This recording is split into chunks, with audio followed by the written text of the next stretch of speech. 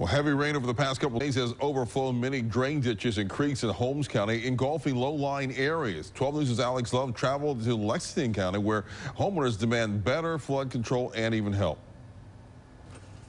Many people off Highway 17 near Black Creek left for work in their cars, but came home early, needing their boats to get back in their homes to save what they could.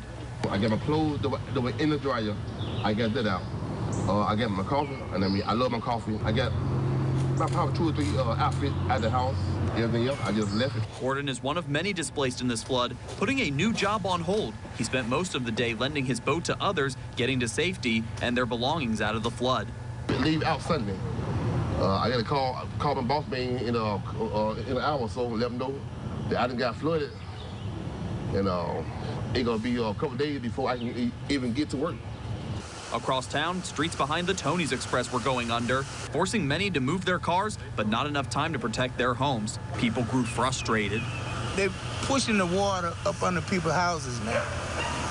Did that happen to you? Yeah, it happened. I live right there. I own that down there, 208 Avenue A, and all that down there just messed up bad. Why is you adding to a problem that's already existing? You know, you don't own nothing down here. You ain't standing to lose nothing. Why are you coming through here? There are many creeks and drain ditches that run right around these neighborhoods, and locals tell me they are clogged with trees and debris. They're calling on county or state leaders to dig them out and build better flood control. I've been asking for that for the last 3 years, for somebody to come down here and clean that ditch, clean that drainage ditch. I've been asking for that for 3 years.